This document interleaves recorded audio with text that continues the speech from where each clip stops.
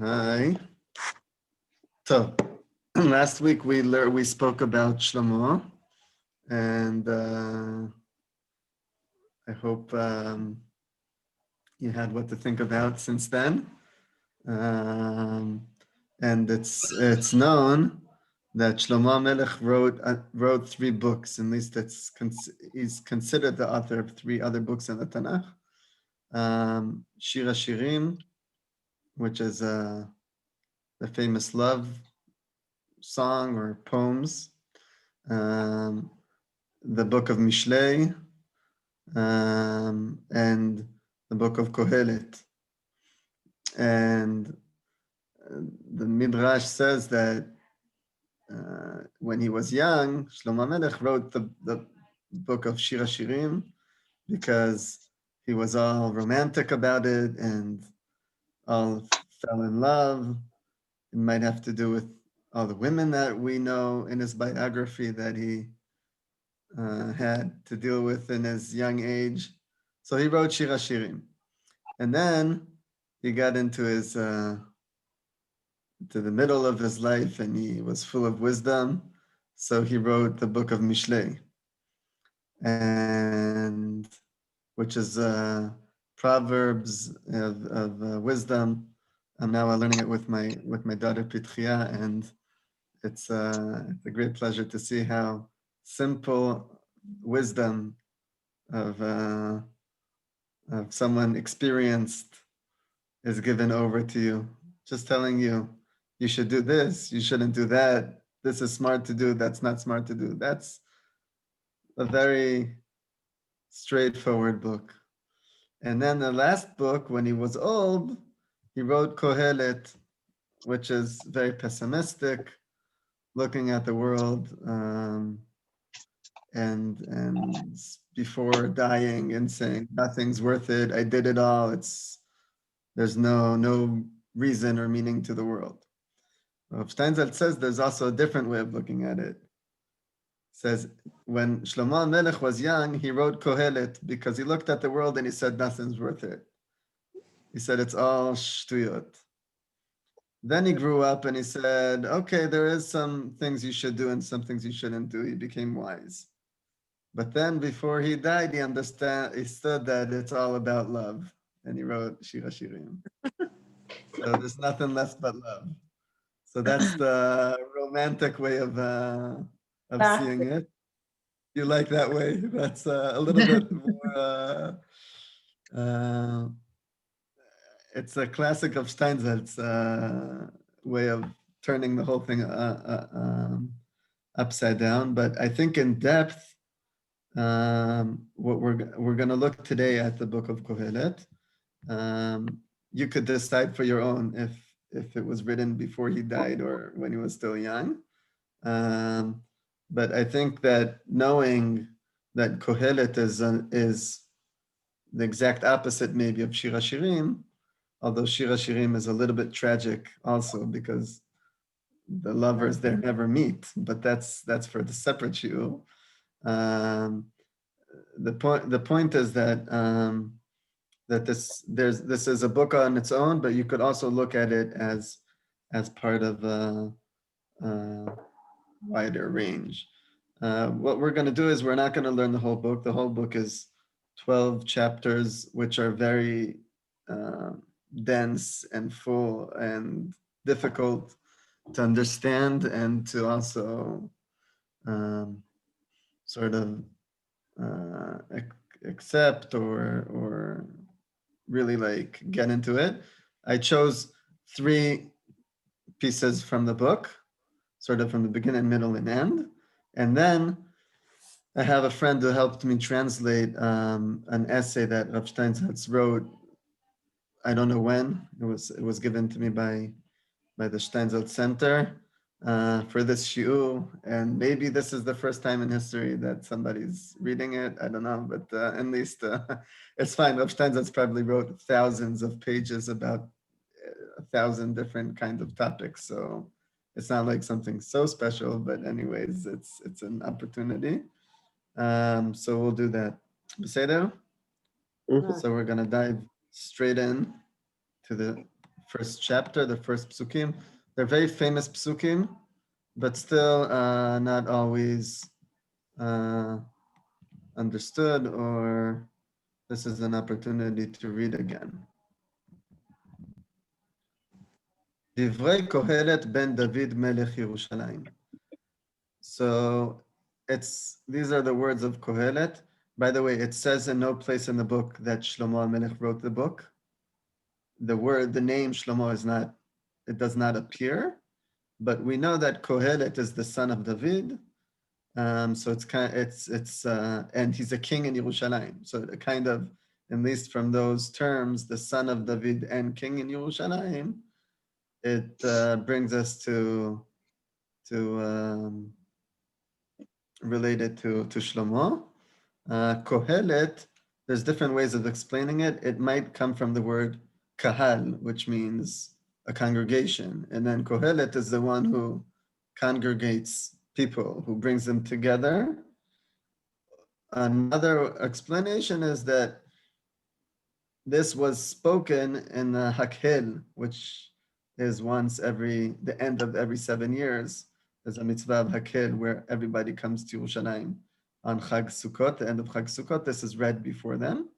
Until today, there's a tradition to read Kohelet on Chag Sukkot. And he starts like this. Havel avalim amar Kohelet, Havel avalim hakol havel. So what is this translation? How does it say? I can't pronunciate that word. Futility, pointless, nonsense. Right. So that's Havel Havalim, Amar Kohelet. Havel Havalim, Hakol Havel. That's one of those psukim I tell my students to read backwards and forth, right? You can try to read it both directions. What is he saying here? Everything is pointless, right? Everything is nothing. And he writes it in a poetic way. Havel Havalim, Amar Kohelet. Havel Havalim, Hakol Havel. Why does it need to say it so many times? Emphasize it. So poetry, you don't have to ask about poetry, right? Because that's just the way of poetry. But what were you saying? Emphasis. Right, it's emphasizing it to make sure that you don't think that anything actually has a meaning. So Havel Avalim, and not only that it's Hevel, it's the Hevel Avalim, right? I'm just going to say this as a side note that parallel to if we learn Shir HaShirim, it's Shir HaShirim, the song of songs, right? Maybe the best of the best. Over here, we're an exact opposite. We're in the Hevel Havalim. We're in the nothing of nothingness. Right? And you can't get more than this because Havel Havalim, Hakol Havel. In the Gemara, every time that you see the word Hakol, it comes to add or to subtract something. Because you don't have to say Hakol, you don't have to say everything if there isn't anything that's excluded from it in the Gemara. But over here, so that's why every time you see in the Gemara, in the Mishnah, in the Gemara that says Kol, the Gemara will ask, well, what is not included in this? What is not included in this? Everything. But over here, it's clear that everything is including in this nothingness. Havel avalim hakol havel. And he asks, Ma yitron la'adam bechol amalo sheya'amol tachat hashamesh. I'm going to read it now quickly, and then we'll go back to understand it. Right? What real values is there for a man in all the gains he makes beneath the sun? Now have this in mind, this expression, tachat hashamesh, beneath the sun, because we're going to go back to it when we finish this piece. Dor olech v'dor ba, one generation goes, another comes. Ve'haaretz leolam omedet, the earth remains the same forever. V'zarach hashemesh uva hashemesh, ve'el mekomo sho'ef zoreach hu sham. The sun rises and the sun sets, and and the place that, what is it, glides back to where it rises. הולך אל דרום וסובב אל צפון, it goes to the south and makes round up to the north. סובב סובב הולך הרוח, ועל סביבותיו שב הרוח. So if you're right, the every turning blows the wind, on its round the wind returns. If you are following, we have here all the elements. The shemesh could be the element of fire, right? And then we're speaking now about the element of wind, air, right? Ruach. So we said the ruach is going saviv, and now we're going, and we spoke about the aretz. Haaretz leolam omedet, that's the earth, right? That's the element of earth. And now in pasuk zayin, number 7, we have the element of water. Kol hanechalim holchim el hayam, v'hayam eineno maleh. All the streams flow into the sea, but the sea is never full. El makom shehanechalim holchim, sham hem shavim lalechet. The place from which they flow, the streams flow back again. Kol hadvarim yegeim, lo yuchal ish ledaber. Right? Everything is yagea, means toiling, working hard. Nobody could even speak about it. No eye could see it. Lo tisba ayin lirot, you can't ever see enough of it. Velo timale ozen mishmoa, you can never hear enough of it. Ma shehayahu sheyeh, whatever was, whatever that happened shall happen. Ma shenasahu sheyaseh. Ve'en kol chadash tachat hashamesh. There's nothing new beneath the sun. And again, tachat hashamesh, we'll speak about that. En zichron larishonim v'gam la'achronim. The earlier ones have not remembered, are not remembered, and also the later ones. Sheyu lo yelem zikaron, those who will be will never have remembrance. Im sheyu la'achrona, and with the later ones, meaning nobody will be remembered. So that's the reference to the book. How do we know it's the reference? Because the next pasuk, Ani Kohelet ha'iti melech b'Yerushalayim, is a new part of the book. It's when he's actually speaking. So the next chapter continues the same narrative for the rest of the book, where he's speaking himself, Ani Kohelet, and he's speaking in first person. But the opening of the book is not, he's not speaking for himself and his own experience, but he's bringing us this piece of poetry, which basically is saying what if you would summarize this in your words, what is he saying?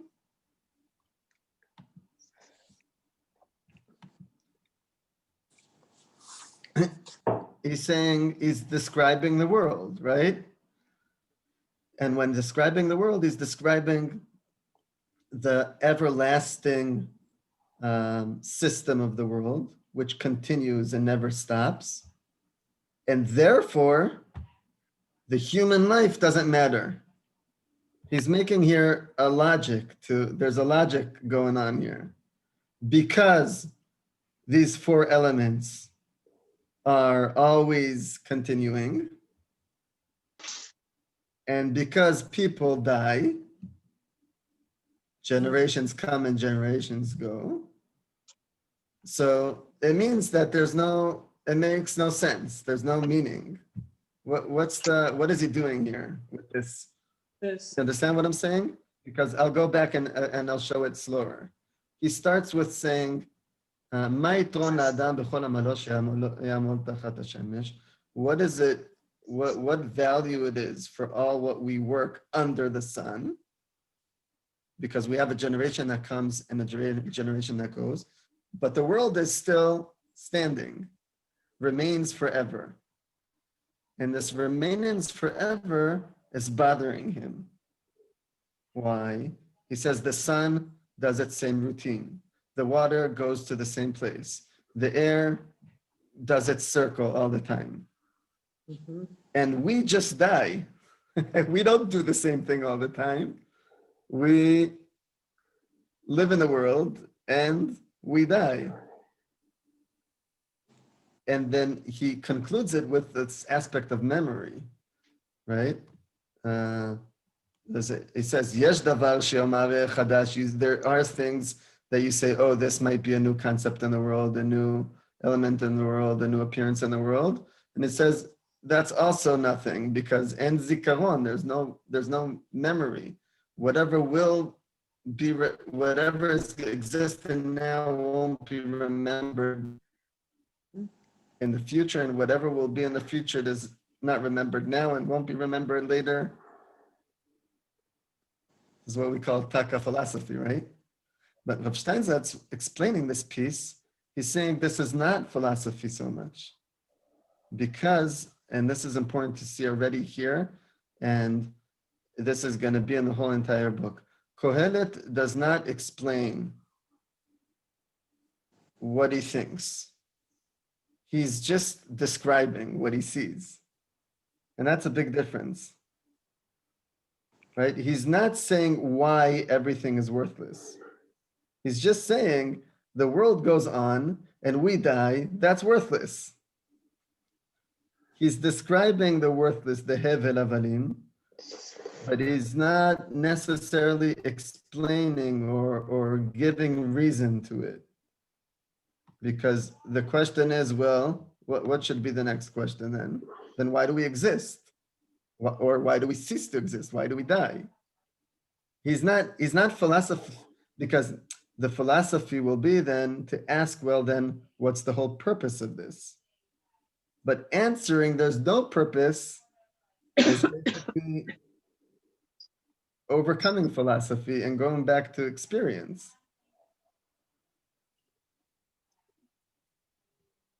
Rav Steinsaltz says that when he explains this piece, he says there's something called, and we'll see this in his essay, ipus arachim.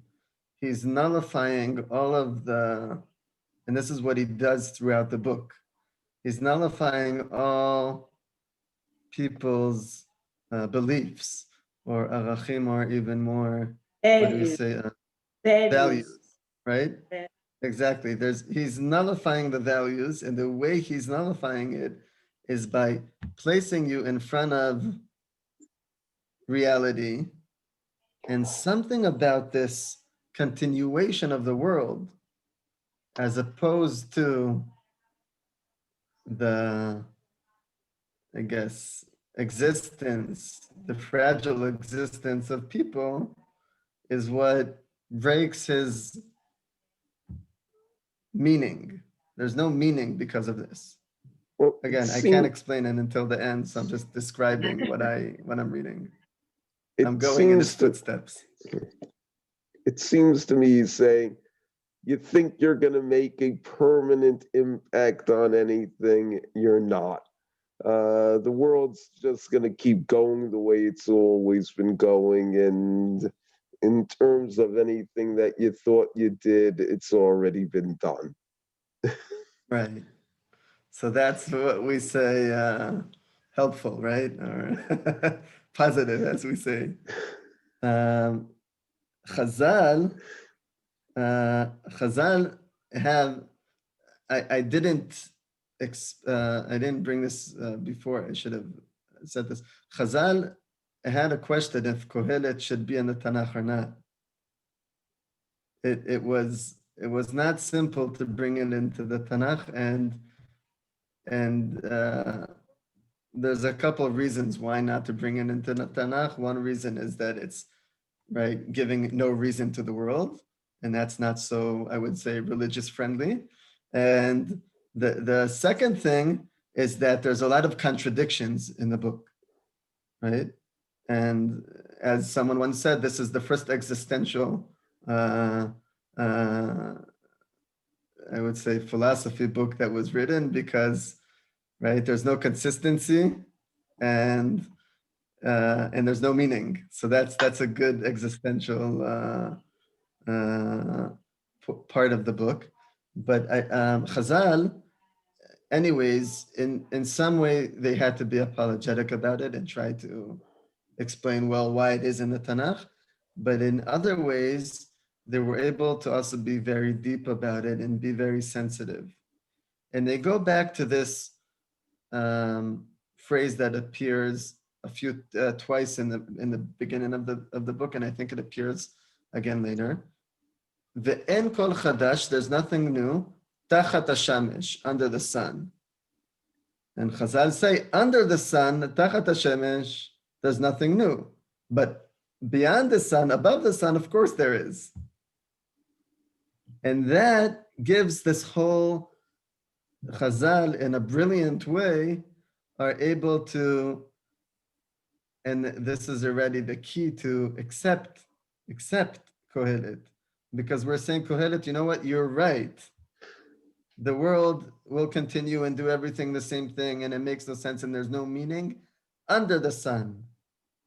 But there's also existence beyond the sun, above the sun. Rav Kook, by the way, says something similar. Just again, I'm sorry that I go off track from that, but just to express how we could use this. Rav Kook says that Machot imchet zecher Amalek mitachat hashamayim. There's a mitzvah to nullify and to kill all of the descendants of Amalek that are in the world. But Rav Kook says, what is the expression there? Tachat hashamayim.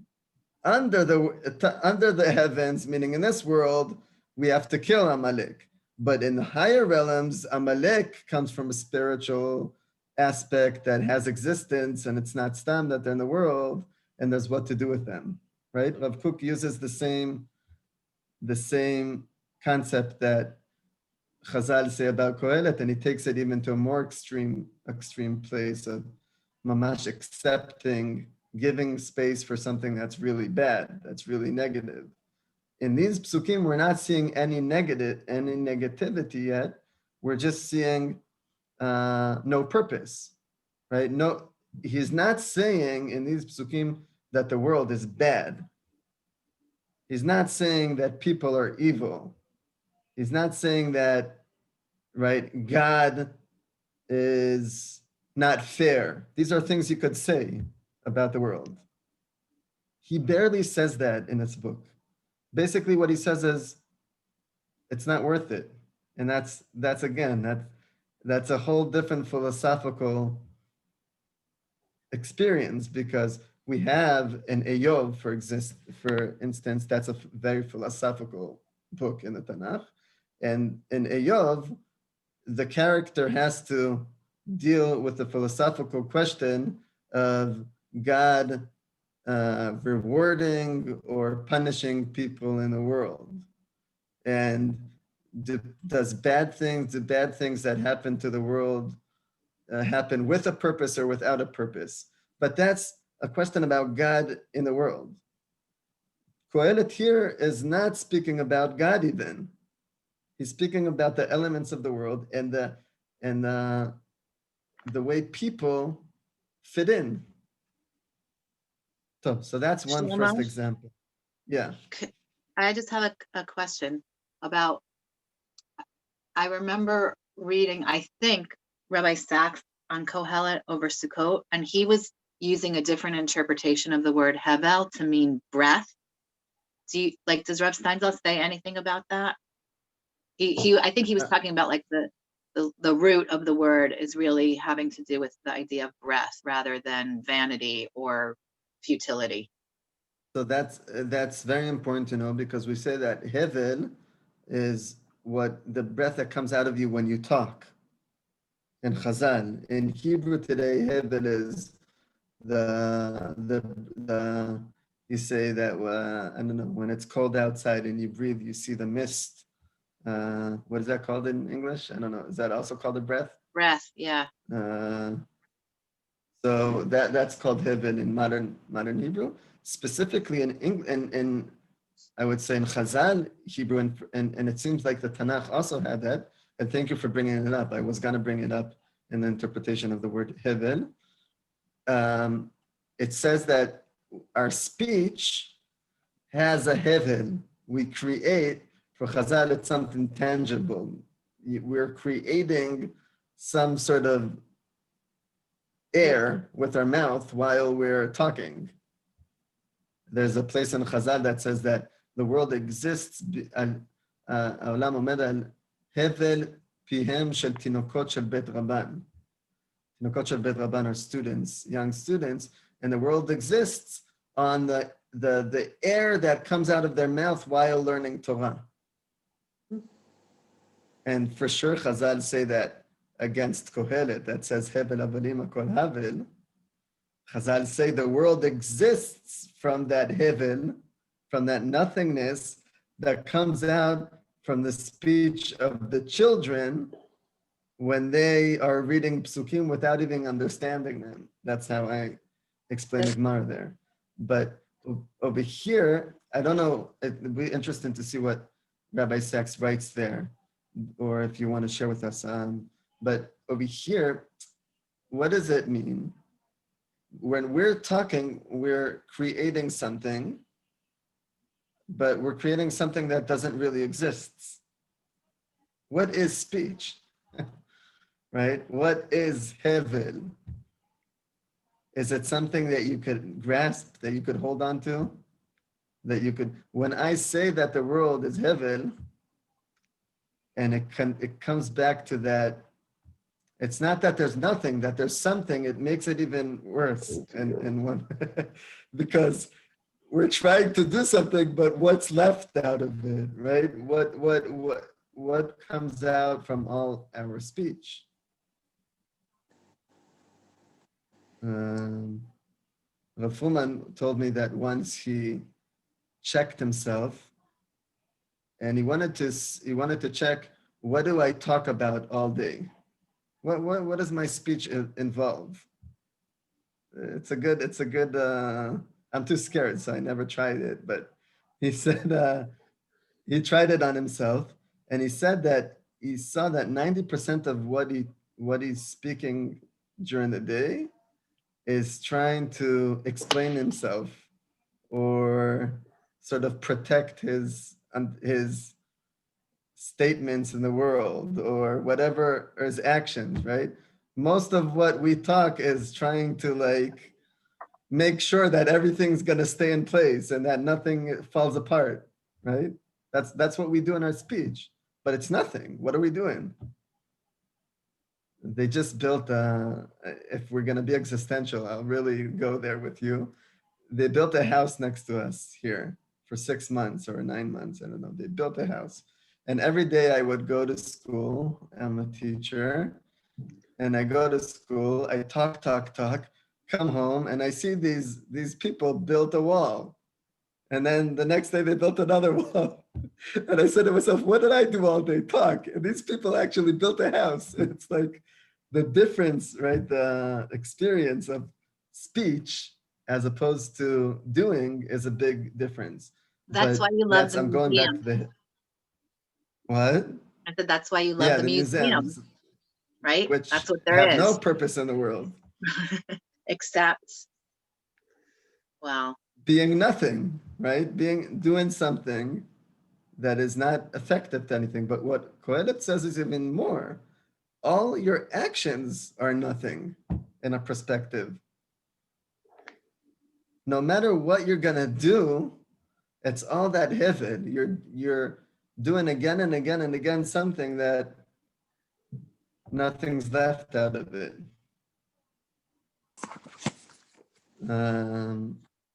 Sorry, you were gonna take it to a place that's more chiyuvi? to me, Yeah, you wanted to explain how no, Rabbi I was Sachs just going to say read that it. because, well, I was just going to say that art is one of the things that stays in the world, but that's a whole different conversation. Okay. I'm jumping over to chapter 3. Just again, it's not fair because we need to read the whole book, but anyway, we're gonna try.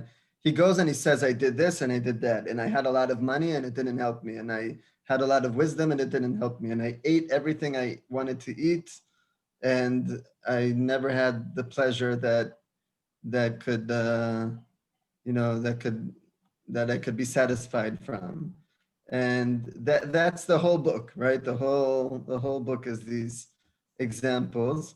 And one of the interesting things about Kohelet, which Rav Steinsaltz also spots out, is that it's one of the only books in Tanach that speaks about our neshama. There's very few places in the Tanakh. The Torah does not speak about neshama. I don't think even once. It speaks about nefesh. It's not so clear. What does it mean by nefesh? Ruach, it appears here in a very interesting way. We'll read it now. And what is ruach? What is neshama? These are expressions that are not so common in the Tanakh. And when they appear, we're not so clear what do they mean. Is it the soul that we speak about? Is it what we refer to? And it says like this: Amarti ani belibi. I said to my heart, or I was contemplating about this. Et hatzadik v'et harasha yishpot Elohim. God will judge the tzaddik and rasha together. Ki et lekol chefetz ve'al kol ha'maaseh sham. There's time for every experience and for every happening. These psukim are very, as I said, dense and difficult, but basically saying everything will be judged. There's a time and there's a space for everything in the world. That's part of the system of the world. And he says like this: Amarti ani belibi al divrat bnei Adam levaram ha'Elohim. Right? I said to myself, what people speak about, al divrat bnei Adam, people speak about levaram ha'Elohim, that they are as God, right? That they're in the form of the divine. And in fact, velirot shem be'emahem alehem. People are speaking about their godliness, and says Kohelet, and I went to look at it, and I said that everyone's behemoth, everyone's animals. We're all just animals. It's so tangible to see this person, right? Like, oh, I heard that everyone's speaking spirituality. I went out and I saw that everyone's a bunch of animals, including me, right? That's this experience of looking for a lot of what Kohelet does is that basically what's so, I would say, painful is that he tried it all. So he says, I tried it all, and I also tried the spirituality. I went to India and I saw that they're all the same, right? Ki mikre bnei Adam umikre abema mikre echad lahem. What happens to a person and what happens to an animal is the same thing. It's one, how does he say here? The same fate, right? It's mikre echad lahem. Kemot ze ken kemot ze, veruach echad lakol. The same way this dies is the same way that dies. Veruach echad lakol. They have one life breath, he says here, or one type of spirit. Umotar adam min habehema ayin ki hakol havel. There's no difference between person and animal because they're all havel. Hakol olech el makom echad. Everything is gonna go to the same place. Hakol haya min afar, v'hakol shav ele afar. Everything comes from dust and returns to dust. But over here in the next pasuk, mi yodea ruach bnei adam ha'olai lemala, veruach הבהמה היורדת היא לארץ. Who knows if man's life breath, does rise upwards, and does the ruach of the behema does go down to the earth? Now over here he says, I don't know. Who knows? It could be read as continuing to say that we're the same. But many commentaries read this pasuk saying that over here Kohelet he says, yes, we all die, and the same thing happens to us as people and as animals. But who knows what happens to our spirit? There's an entrance here. There's an opportunity in verse 21. Again, to do what I said before, what's called me'al shemesh, beyond the shemesh. Because when it comes to ruach, who knows? Maybe our spirit does go high, does rise high, and the animal spirit goes low, maybe. But I don't know. But he gives the option here. The question sort of opens us the ability to speak about ruach in that sense. And that's one of these places in the book where it's good to be sensitive to. He's cynical here. Yes, he says everyone's the same. We're all a bunch of animals. But at the same time, they might be an option for something else. So that's the second place. I'm thinking if we should go. So everyone knows the chapter. There's a time for this, a time for that, right? It needs to be learned. And I want to jump to the end of the book. A friend of mine said when Rav Steinsaltz wrote the commentary on the Tanach, he didn't write it. He gave it over in recordings. So they had a couple of the people from the yeshiva in different opportunities to come and learn with him the book, so he doesn't speak to the camera, he speaks to people or to the recording, whatever it is. So my friend said that he learned with him Kohelet, and it was very interesting, and he explained and explained. And then when he got to this last chapter, of Steinsaltz was already older himself and not so healthy. And he said some comment like, over here, Kohelet is really like nasty to us people, really like hurtful. This is really hurtful. If up to now, Kohelet was painful, now it's really bad. This is like the end of the book is really getting bad, and I'll read it. So sorry, but it's a good opportunity to see the end of the book.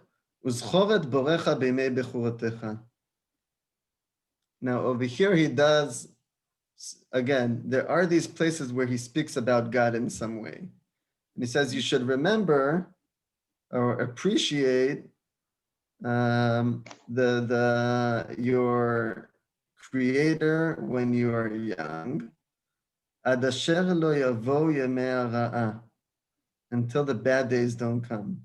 והגיעו שנים אשר תאמר אין לי בהם חפץ. There will be days that you will come and say, I don't have any will or yearning for these days.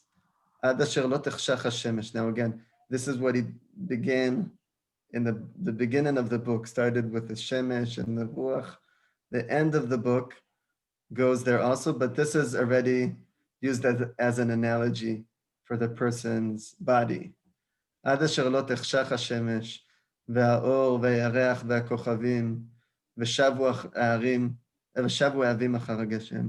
Before sun and light and moon and stars grow dark, and the clouds come back again after the rain. ביום שיזו שומרי הבית ויתעוותו אנשי החיל. When the guards of the house become shaky, and the men of valor are bent, וביטלו התוכנות, and the maids that grind ground few. כי מעטו וחשכו ההוראות בערובות, and the ladies that peer through the windows grow dim. This is explained usually as an analogy for the person's body, the eyes, the mouth, the ears, all the different openings of our body and all the different organs that move like a system in the world, all shut down, right? What happens when all this shut downs? V'sugrud latayim bashuk. It's as if the doors of the streets are shut, of the stores on the streets are shut. Where am I? בשפל כל התחנה, ויקום לכל הציפור, וישחו כל בנות השיר. And the songs of the birds growing feeble, and all the strains of the music dying down. How do you say dying down? גם מגבוה יראו ותחתים בדרך, וינעץ השקד, ויסתכל החגב, ותפר האביונה, כי הולך האדם אל בית עולמו, וסבבו בשוק הסופדים. Right? Until when one is afraid of heights, and there's terror on the road, for the almond trees may blossom. What is this? The Grasshopper. The grasshopper to be burdened, and the caper bush may bud again. But man sets off for his internal abode with mourners all around the streets. עד אשר לא ירתק חבל הכסף ותרוץ גאולת הזהב ותשבר כד על המבוע ונרוץ הגלגל אל הבור. I'm going to read this quickly. וישוב העפר אל הארץ כשהיה. The dust returns to the ground as it was. And this is what we say about a person, right? Because a person is created from the dust, and he goes back to the dust. והרוח תשוב אל האלוהים אשר נתנה. Again, Kohelet does speak about a ruach that goes back and returns to God who bestowed it. Havel avalim amar Kohelet. Hakol havel. And he continues to say that it's all heaven. In between, we didn't read the 9 chapters that explain how everything doesn't make sense and that it's all shtuyot.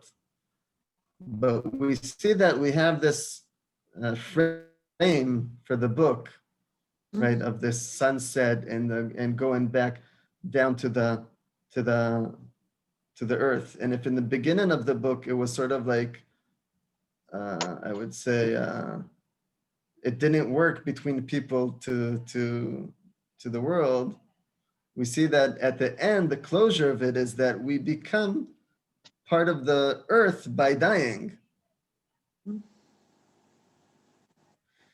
And this is the end of the book, which is famous. ויותר שהיה קהלת חכם, עוד לימד הדעת את העם, ואיזן וחיקר, תיקן משלים הרבה. More that Kohelet was smart, had wisdom, he taught the people that wisdom, and he explained and he gave them parables to explain everything. ביקש קהלת למצוא דברי חפץ וכתוב יושר דברי אמת. Kohelet sought to discover useful sayings and recorded genuinely truthful sayings.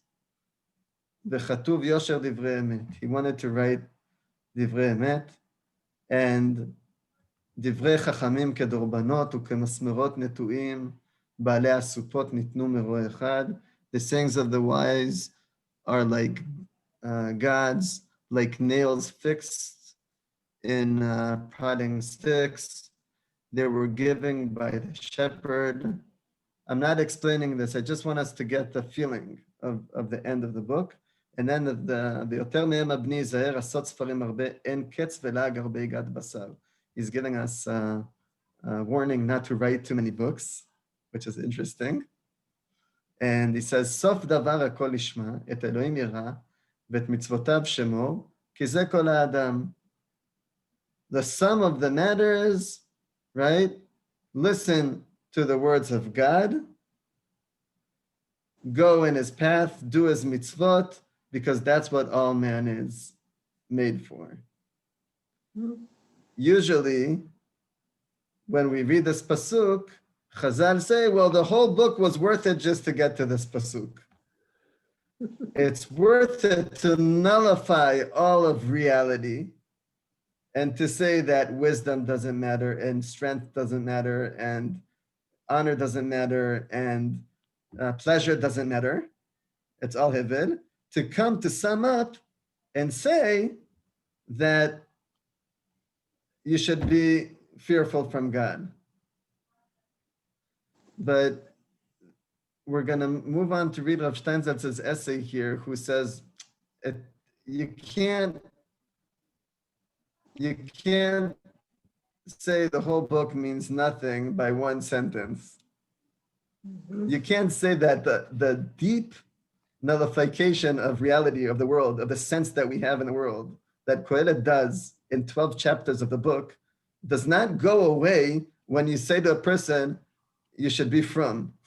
It doesn't help. Like, it's not, right? It doesn't help if somebody's really struggling with what am I doing in the world by telling him, you should have some more Yirat Shamayim, you should. What is going on here? What does this sentence want to say? And what is the sentence coming after the whole entire book? Why is this in the Tanach? That's the question, right? Can I just ask one question also about, and maybe you'll get to this, but isn't there something also about the fact that we're reading it on Sukkot means that there's some deeper meaning in Kohelet about joy and simcha, and that's actually what we're here to do somehow? So there's there's many explanations, but there's two ways to go with it. One way is saying what you're saying, and that's, I would say, before that, I'll say the other explanation. Okay. One explanation is that we tell people on Sukkot, guys, you're a little bit too happy here. Read Kohelet and, remember that you shouldn't go off board with your happiness. There's an explanation like that, right? That people in Beit HaMikdash, or when you're getting into this ecstatic simcha and right and happiness of the Chag, specifically of Sukkot, so you need to read Kohelet to sort of Bring you pour down. some cold water on the fire. That's one explanation. The other explanation is saying a little bit what you're saying. And there's a very interesting essay of Rav Shagar, whoever's interested in the thought of contemporary thinkers. Rav Shagar writes how the real happiness could only be once you understand that nothing could actually make you happy. And that's sort of once you're released from trying to find happiness in the world, then you could be really have the real godly pleasure and happiness that a person could find. But again, that sounds a little bit like, again, we didn't read the whole every sentence but if we would read the whole entire book, you come out reading the book and you're like, you can't, all these explanations don't really, I would say they don't, you can't buy it so quickly. And that's why I wanted to read this essay, and I need help here because although my friend translated for us, and it's not such a, let's say, heavy translation, but I would, if somebody wants to help us read this, it would be good. Sure, I'll read it. It's okay. Yes. If our desire please go. is if our desire, yes, is to understand Kohelet, we can't look at it as a separate piece to itself. Davka, we must see it as part of the canon and understand it as a part of the Mikra. To locate the idea of Kohelet within its context in the world of ideas in the Tanach, and then to clarify its role and its meaning within this framework. The first understanding that contextualizing Kohelet in the Tanach brings to mind is that Kohelet's nihilism and the skeptic and destructive spirit within it aren't included in the Tanakh for their own sake.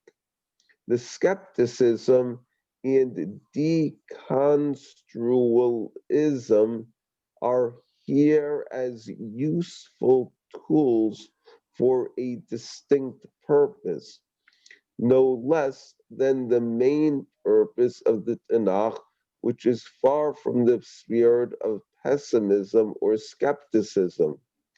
That's to say, we are finding here a utilization of an idea and method in the service and the needs of the positive ideal of the mikra. And our work is none other than to know how the ideas of Kohelet come to empower the main thrust of the Tanakh. So if we'll contemplate, Yeah. yeah, you have to scroll it up. Yeah, what I want to just say what I Mhm. see Rav Steinsaltz is doing here. Basically, what he's saying is, I'm not trying to internally explain how Kohelet is okay. No, Kohelet on his own is a very problematic book in a religious way. The way I'm going to understand Kohelet is by contextualizing it as part of the whole work of Tanakh. Meaning, the book is problematic, and we're not going to change the problem of the book or the problems that the book arises, but we're going to try to understand how Chazal, who saw these problems, wanted to utilize and use this book for the purpose of Tanakh. And I'm stopping you from reading this just to explain how this is, I would say, a very, how do you say, mavrik, a very Brilliant. sort of like brilliant way to deal with Kohelet, because there's going to be no apologetic explanation of how Kohelet is okay. On the contrary. Okay, the idea of Kohelet is to deal with searching, and at times a person really does feel that life is pointless. Right, okay? So we'll see in his words, what are we going to do? So if we What contemplate Kohelet. Kohelet is saying is, it may seem pointless, but there's a God who has mitzvahs who will do all sorts of horrible things to you if you take this pointless point of view too far. Okay. That's what he's Let's see it in his it's words. about fear of Hashem is a major theme, as opposed to love of Hashem, which is more relevant to Shira Shirim. Right, but he explains it a little bit more refined. Let's see in his words. So, if we'll contemplate Kohelet, in this light, we'll see that it serves in many ways as an introduction to Judaism, a training device that can bring the person who learns the book to a more appropriate understanding and feeling, which will bring him or her to the Jewish Ruach and break down several of the obstacles that bother a person on this path. On one hand, Kohelet is a key to Judaism and its humanity, a spiritual perspective boundless to physical drives and needs or a materialistic worldview, because Kohelet, in its disdain and anger, destroys as much as possible the logical consequences of a life based on physical reality. It exposes its constant changing, its temporality, and the overall, the bitter patheticness of building a life based on the pleasures of this world. And for the book, and for that, the book advances a more spiritual worldview that for goodness and for its own sake and chooses positive values for their anti-utilitarian without expecting, you have to scroll it up for me. Here we go. Without expecting reward. Yeah, without expecting Reward for them? reward, yeah, for them. And not because there is no reward like this, but rather because this entire world cannot be associated with reward, because this world has nothing that's eternally positive or consistent. For this reason, beautiful is the place of Kohelet in the traditional Jewish order, placed on the final bookend for the Tanach. We don't do Clearly, this today. Our Kohelet is, Divrei Yamim is the end of Tanakh, but that's because of several reasons. But the tradition that Rav Steinsaltz brings here is that it used to be that Kohelet was the last book in Tanakh. Clearly, yeah. it's like an introduction and preparation for all Jewish development post Tanakh, whose expression is much more spiritual because after generations of preparation and after the preparation of the book of Kohelet, we can better understand Torah and mitzvahs for their own sake. Lishmam. Okay, you'll have to scroll up again. Okay, still, the book is a key to Judaism too Nope. much. So good. Still, the book is a key to Judaism in a more inner way. Kohelet presents a big question. What is life? What is life for? This is, of course, the core question of every thinking person. And through the book, it destroys and returns to destroy again all the physical answers to this question.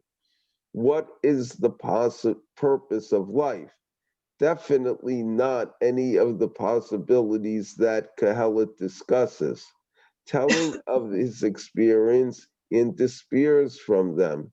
The most essential conclusion of the book is answering the question you can't find the purpose of life from within the physical aspects of living itself.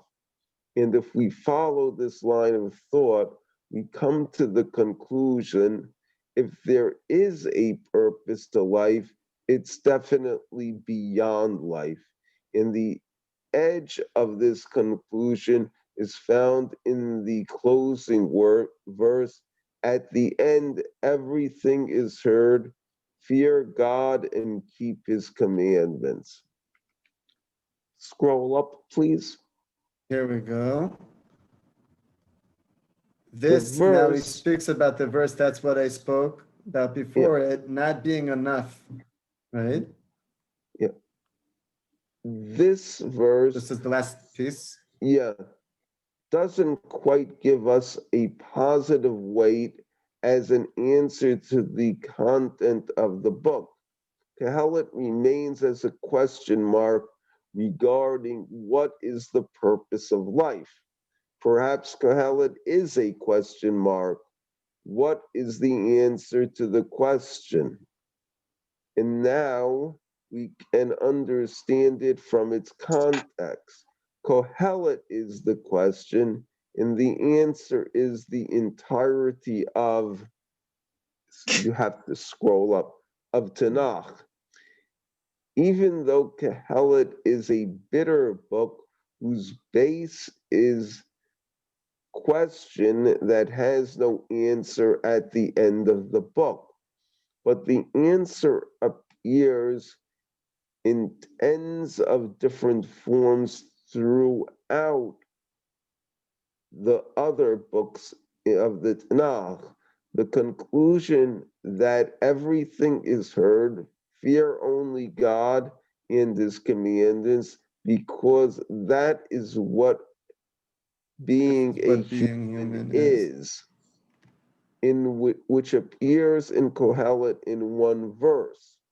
The answer is the essence and the content of all the rest of the books. The fact that Kohelet is a book that's part of Tanakh provides the answer to the question it raises.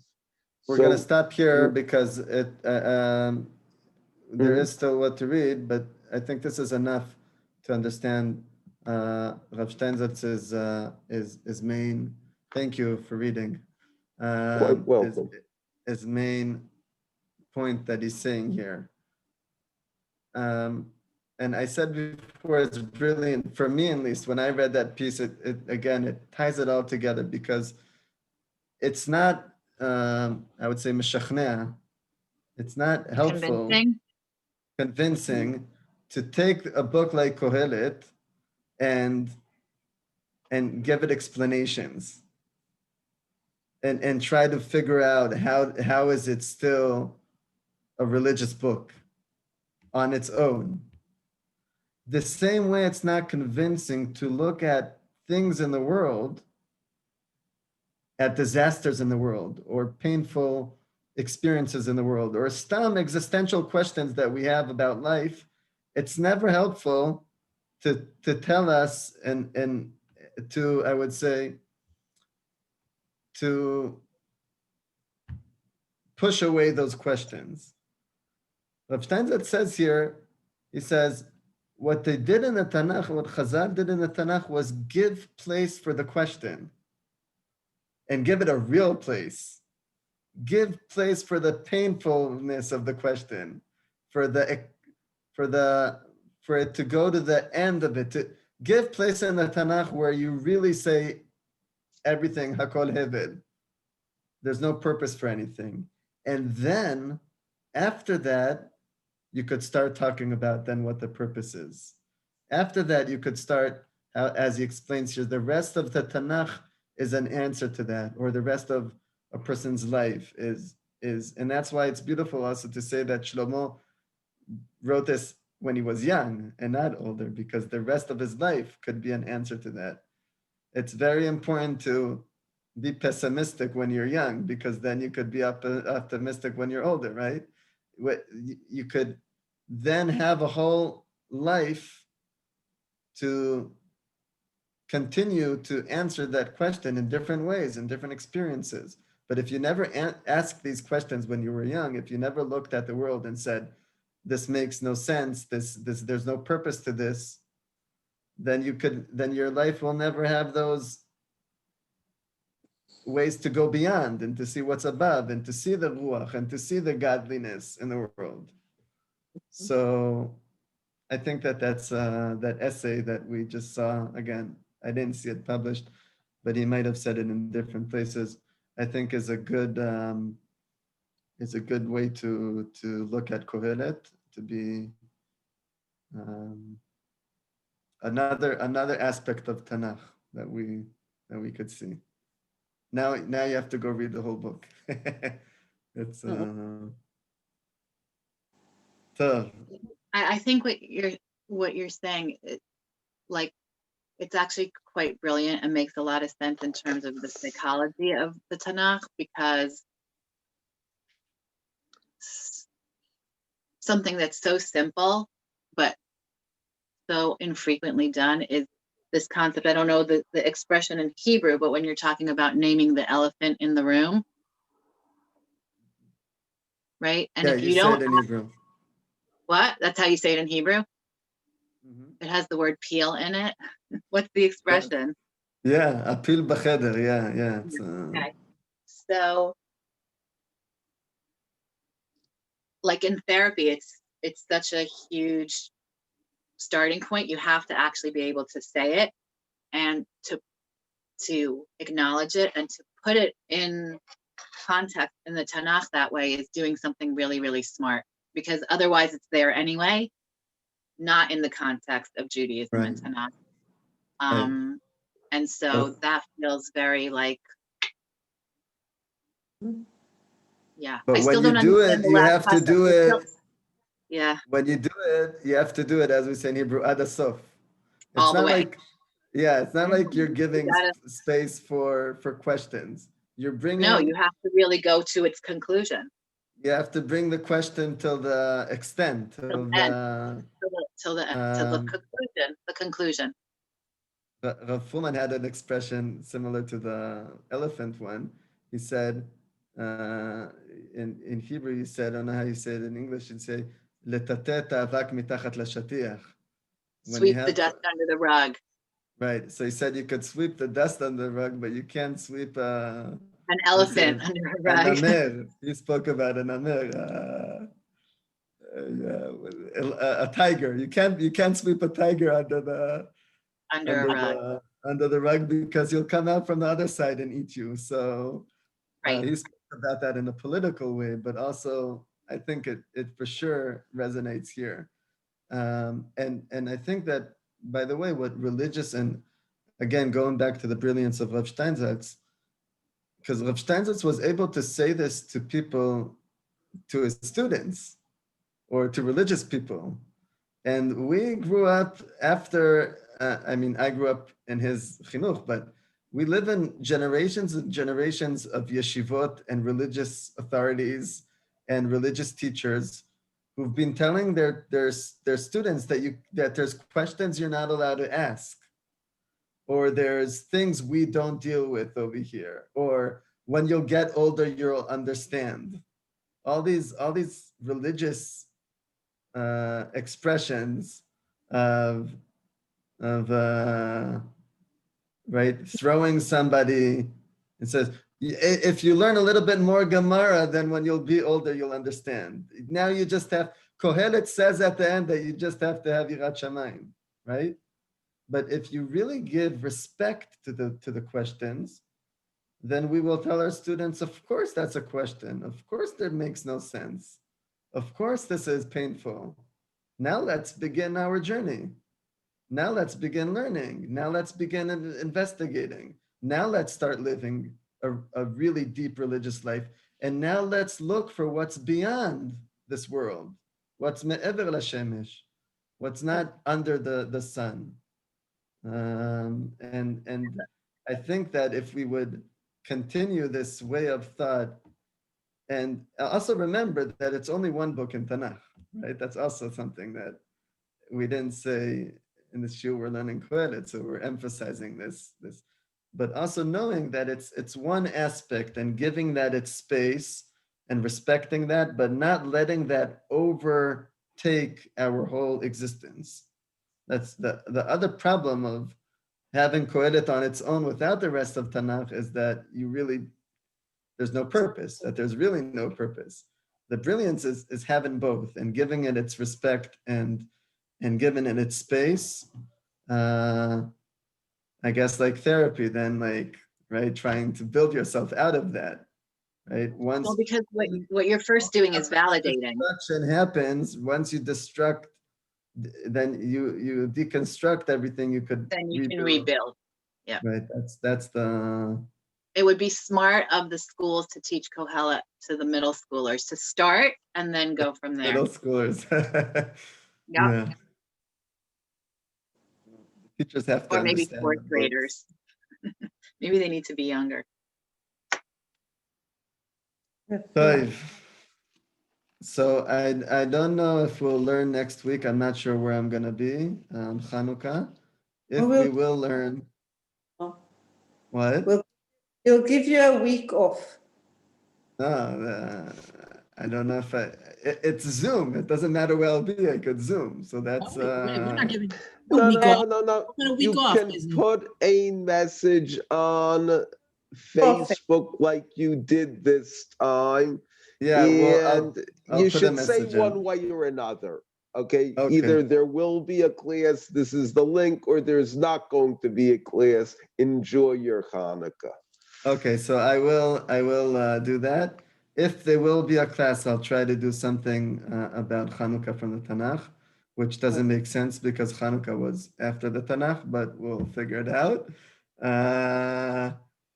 But the week after, I want to go back to the book of Melachim, and I want to learn the stories about Eliyahu and Avi. So if anyone has time, I think it's Melachim Aleph. I think it starts from chapter 16 or 17. I'm not sure. I don't remember. I don't have the book in front of me. So you could look it up and read the chapters of Eliyahu. I think he's a good, interesting character to learn next time. So also, if anyone wants to do homework. Shlomo, can you, are you able to share the essay that we did today? Yeah, I'll send it. I'll send it in the groups or whatever. Back and listen to the recording. Yeah, but you could have the text. The only thing is, just know that it's half of an essay that my friend translated only the half. So I'll send you the whole Hebrew one also. If you want to work on your Hebrew, it's a good opportunity. Yפה. Thank you. So, Thank you, Shlomo. Chag Sameach, Bye, everyone. Hanukkah Thanks, Sameach. So Sameach. there. Happy Bye, Hanukkah. bye. Thank Record- People can listen